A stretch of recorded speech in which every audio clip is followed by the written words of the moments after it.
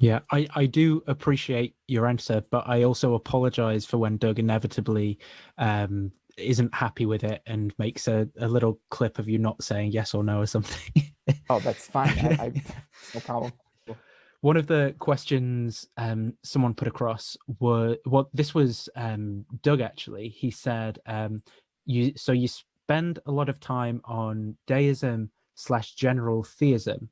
Mhm. Let's drill it down. I really want to know if Josh believes Jesus rose bodily from the dead, hold no belief sacred, including the resurrection of Jesus.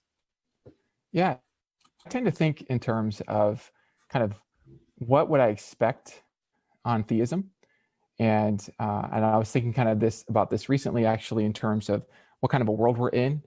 And I think story is a helpful device for organizing a lot of complex information. And if you start thinking about like what makes a good story, well, there's characters, there's plots inside plots, there's drama, there's tension, there's character development, soul development, and so I think, well, if there's a supreme mind at the sort of foundation of reality, this increases my expectation that the kind of reality that's going to unfold is going to be consistent with the supreme mind. It's going to be glorious, going to be awesome. It's going to involve, I would think, a kind of story, an adventure.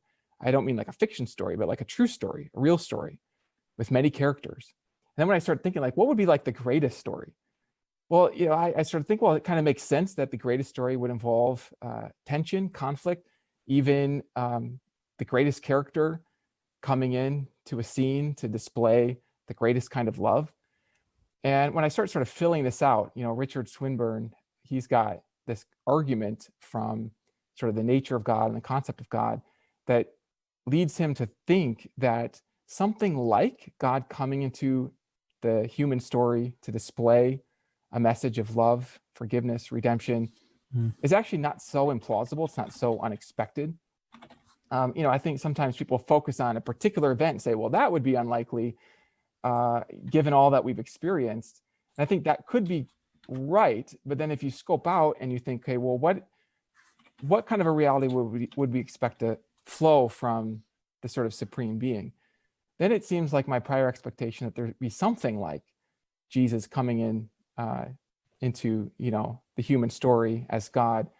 That leaves open lots in terms of details, and I think I would kind of almost rather in this context just sort of leave that open, because I mean I have open questions for myself, but also I feel like it's helpful to sort of sort like which truths are clearest and even matter more. And so it seems to me like the idea that we are part of a soul building adventure, your journey matters, your life matters. Those things I care a lot about. I think those are important truths.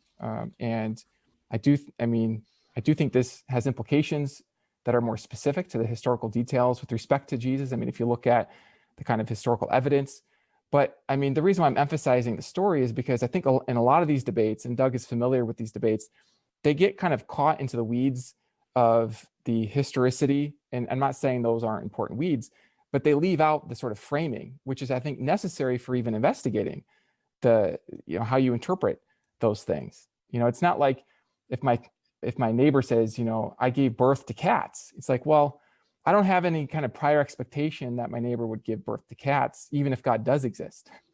So there's a difference there. So some events I think would be against my expectation, so it's going to take like extraordinary evidence, right, because it's an extraordinary claim, whereas other events would be more sort of fitting to my prior expectation if God exists. And then the last question then we've got here is from Doug, who has said, do you believe in the bodily resurrection? Circle one, lean yes or lean no. That's funny.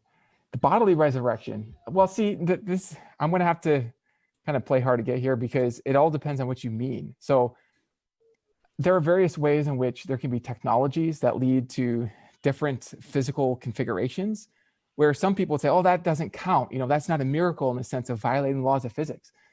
I sort of tend to think that you don't have to violate the laws. There's actually different rules of reality, and especially if laws reflect God's thoughts. So it's like God has different hierarchies of thoughts. So I mean, I have no problem with God having certain thoughts which permit a bodily resurrection through, what I want to say, without violating the laws, but some people say, oh, well, that doesn't count, because resurrection by definition is supposed to be a violation of the laws or a miracle. And so that's not what I wouldn't affirm that. But it looks like on the evidence that I have considered and then factoring in my prior probabilities, I would find that plausible. And it's also related to a feature of stories, which is that in stories, there are often sort of revelations that kind of can be exposed over time. And it's like, what's that verse? It's the glory of God to conceal an idea, the glory of kings to search it out. I don't know if I've misquoted that or not, but there's this idea that there's something valuable about discovering something over time. And so the reason why I'm putting it this way, and it's not that I'm trying to avoid a direct answer, it's just that I think it is just very helpful to realize that there can be truths that are almost like supposed to be discovered, and different people can discover them in different ways. It's like part of almost like the romance of life or something like that. It's like part of the story.